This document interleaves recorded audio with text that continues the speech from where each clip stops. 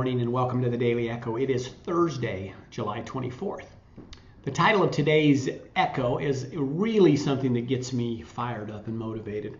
And it's the topic of prescriptions. And it's titled Prescriptions or Permission Slips. And I believe most, I'm not going to say all, most prescriptions that people are taking today are nothing more than what we had said previously. They're nothing more than permission slips. Most of the prescriptions that people are taking is because of very poor choices on their part. And it's a lot easier to take a pill and continue the bad choice than it is to just take responsibility for the choices and correct the habit.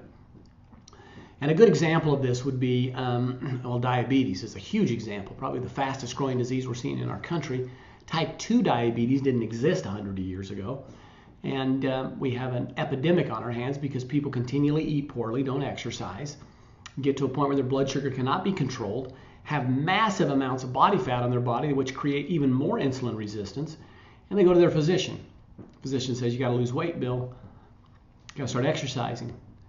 I don't want to do that. I'd much rather you give me that permission slip that allows me to take a pill, helps me control my blood sugar temporarily, so that I can continue to live the same lifestyle. And it's almost asinine to compare this, but it's the same analogy. If I'm driving down the road and my car light goes on, warning, service engine, whatever it may say, I don't know much about my car, but I pull into my mechanic's bay and I say, hey, my warning light came on. And he comes and says, well, you got some serious problems. You know, you've got such and such going on. You got to fix this. Your engine's about to blow up. And I said, can't you just cut the wire so I don't see the light anymore? Yeah, I could do that. Okay, just cut the wire. It sounds stupid. It sounds ridiculous.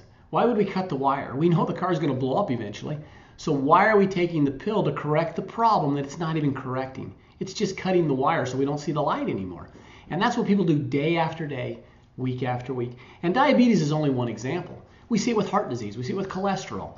We see it with heartburn. No greater example than heartburn. How many people have heartburn?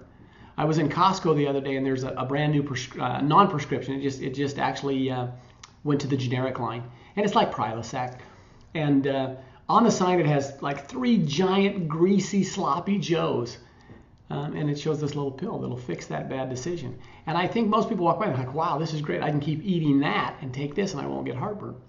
The underlying condition is killing you slowly, and although the heart disease patient may get a few extra years because he's taking that medication, he would get 20 extra years if he had just fixed the condition when it all began.